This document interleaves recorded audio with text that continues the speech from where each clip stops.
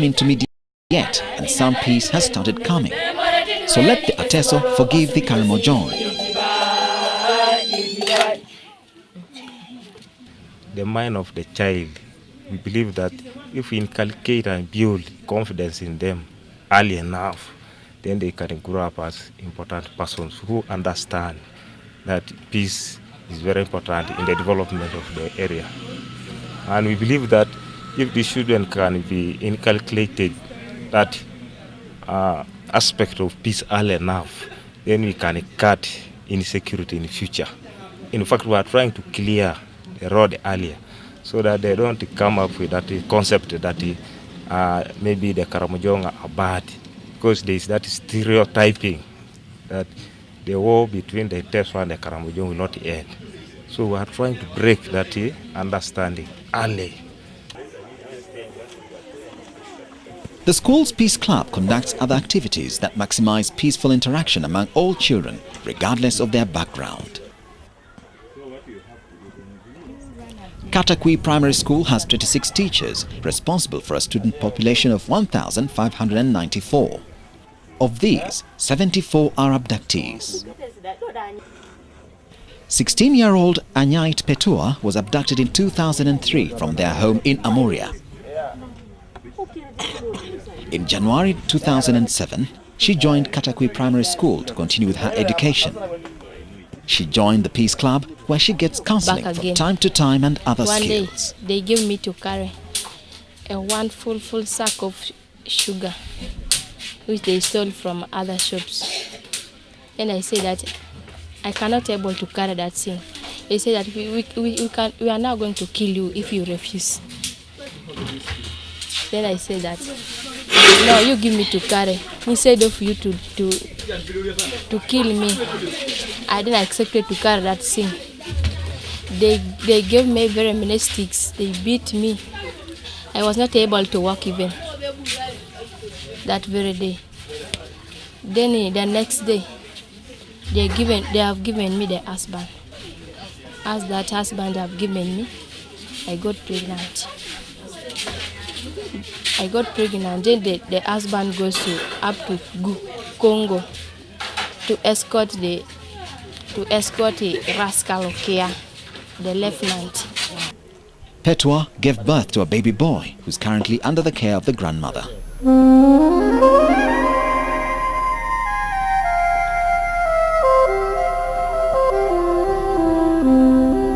CIDI is already working with partner organizations like Katakwi Urafiki Foundation to extend the benefits of USIP 1 as seen in Soroti to other districts in the region.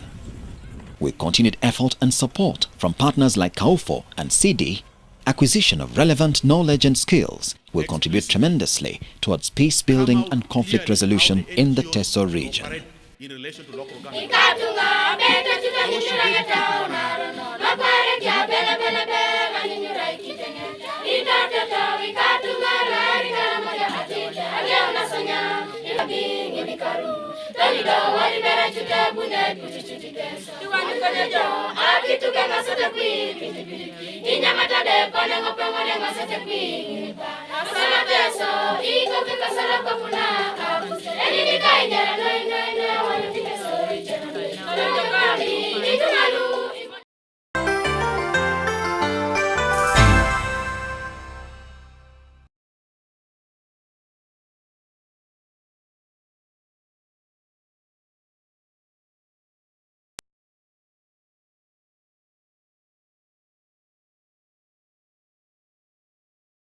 Peace, we need peace. We need peace and we shall feel alright. We need peace, we need peace.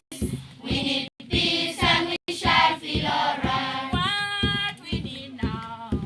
We need peace. What we need now? We need peace. We need peace. Peace cannot be achieved when the following things are surrounding us. 1. Rape. 2. Defilement. 3. Child abuse. The wars between the government of Uganda and rebel groups like Uganda People's Army, UPA, Lakwena Spiritual Movement and the Lord's Resistance Army LRA in northeastern Uganda have caused severe socio-economic devastation in the region. People fled their homes to live in internally displaced camps, mainly in Soroti town. Living conditions in the IDP camps were pathetic, subjecting IDPs to absolute poverty. Following the ceasefire between government and the LRA on one hand and the disarmament program of Karimojong on the other, a breath of peace in the region is being realized. Many IDPs have returned, while others seek to return to their ancestral homes. Consequently, new conflicts like land grabbing, rape, defilement, alcoholism, psychosocial are emerging as a result of the aftermath of war and poverty. But the most frequent reported cases are always cases of domestic violence and assaults. Even when you look at our crime chart, you realize that there are so many cases of domestic violence, especially against women. And in most cases, these cases originate from the camps, where there is a lot of drinking, there is a lot of desperation, there is a lot of trauma. You find that the situation is not really okay, and the cases of violence are so high against women and maybe the children. Then, of course, there are cases of defilement. They are also often reported here, where girls below the age of 18 are involved into sex with older men or at times their age mates. To realize lasting solutions to conflicts in the area, there is a great need to mitigate such conflicts in this society and transform it from the violent past. And these are found mainly in those sub-counties that are close to the municipality, Soroti municipality, because there was relative peace. And so the rate of displacement was not as high as for those sub-counties that were far away from the municipality. So we started with these groups in 2004 because by then there was relative peace around the sub-counties. These are Asuret, Gwere and Arapai sub-counties. But there are those sub-counties which are at the edge and on the borders with the district of Lira and also Katak and Karamoja. Those ones have been severely affected by the insurgencies, and that's where you find the highest rate of the internally displaced persons. Now, these ones resettled at a later date. Through its USIP 2 program, Community Integrated Development Initiatives, CIDI is working to address the root causes of the long-term conflict and build sustainable peace in the region on a journey of peace and development. Between 2004 and 2005 in USIP 1, CIDI focused its efforts on rebuilding beneficiaries in Level 3, made up of the grassroots leaders. Using water as the entry point, CIDI conducted training workshops on peace building and conflict resolution for the local leaders, district extension workers, youth, women's groups leaders, local indigenous NGOs, residents of IDP camps, cultural and religious leaders, and local health officials. Sanitation affect them the most. As a result of the various trainings supported by USIP 1, CIDI developed a sustainable integrated development program that aimed at benefiting many IDPs within Soroti district who are returning to their home villages. This program engaged them into agricultural production. Interestingly, this development resulted into new conflicts caused by land grabbing.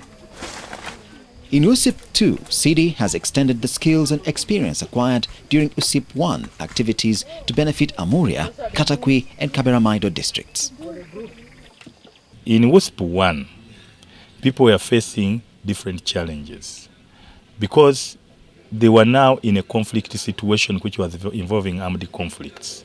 And most of them had run to the camps, both women, men, children and girls. To date, people are returning back home after peace has been secured. Now, the nature of conflicts now have changed. All statistics on the ground show conflicts are ranging to land. In fact, land is the most crucial issue. Then defilement and all these other related.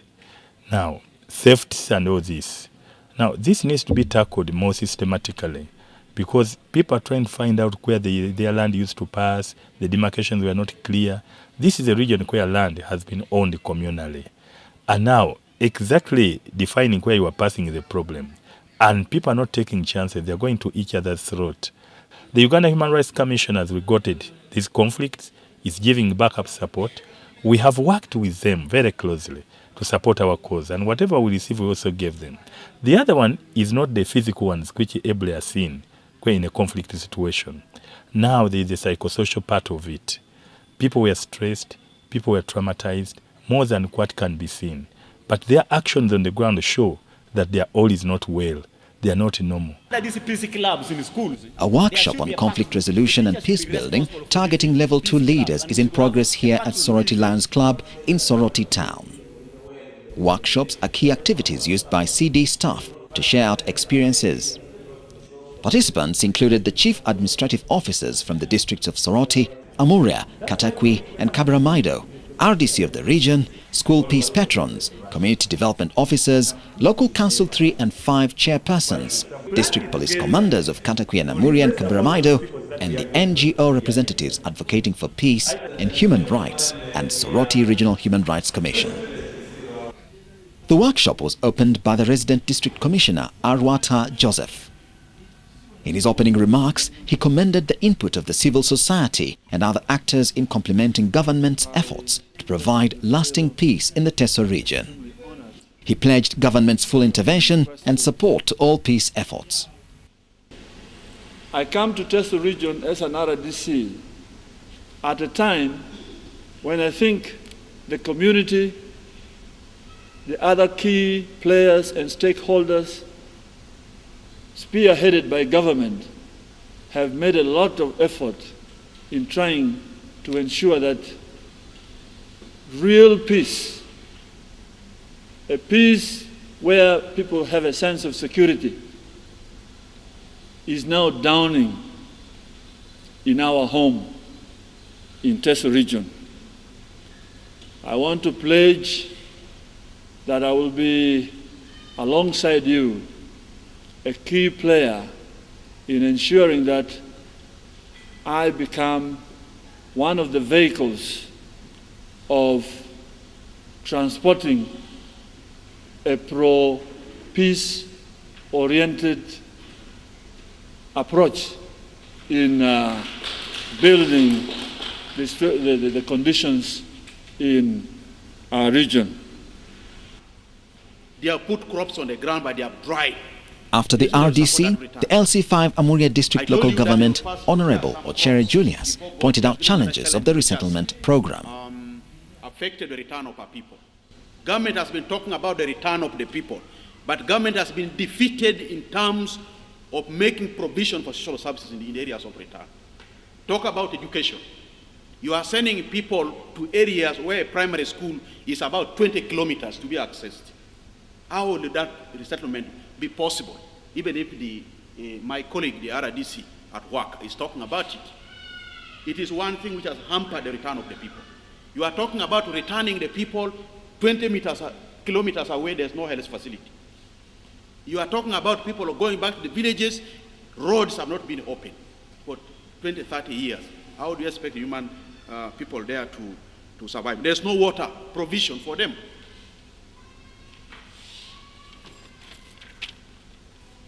Insecurity by the Karmojong warriors. You can't expect a man from Palam, from Ngariam, from Magoro to go to certain areas. No roads have been opened. The situation in Karamoja has not been handled. Now, how do you expect that man will return comfortably without an assurance? The origin of confusion and conflict in Karamoja, it traces back to food security. It traces back to challenges of needs which have not been adequately availed to the people of Karamoja sub-region. The people in Karamoja are human beings. They need food. They need all the basic social services to be adequately availed to them. But they are confronted by natural occurrences which are not of their making. Say, when you talk about drought, the climate in Karamoja, when we talk about it, it's not the making of people of Karamoja. It is by birth they found it that way. But what would have been required is a state a nation like Uganda, the local government that exists in Karamoja, international communities that on the ground, to have thought of a serious, comprehensive problem to address the problem in Karamoja, such that these wars and everything comes to an end, such that the effects of that problem in Karamoja does not spill over to the neighboring district, neighboring tribes to Karamoja. The effects of that thing has caused hostility, has developed a new culture of hostility bordering Karamoja, which now present itself as a challenge to the central government.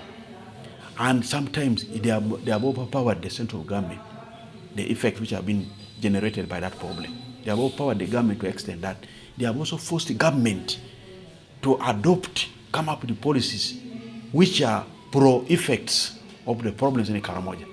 Policies such as recruiting of militia, tribal militia, not national perspective, tribal militia. Recruit militia areas bordering Karamoja, recruit from Karamoja. What are you trying to do?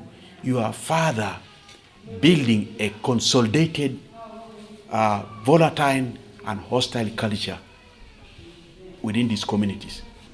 By ensuring basic food security, food aid can promote stability and help communities resist renewed calls for militant violence. Now, this afternoon we have been making a presentation regarding the role of food in conflict situations. And we are saying food is a weapon. But we are saying also food is a right. And nobody should deny people food. But we are saying we have seen in states where people are denied food and accessibility to eat. We have seen in other states where food is being used as a weapon for fighting out enemies. And we are saying this methodology is long outdated. It cannot be allowed. The international community pronounced itself on it at different forums, and it was denounced. Therefore, we want our participants and our leaders at this level to understand how they can lobby for services which are not readily available in their areas. We want them to understand that these services are key and they're entitled to these services. Therefore, we are giving them the skills, how they can use lobbying and advocacy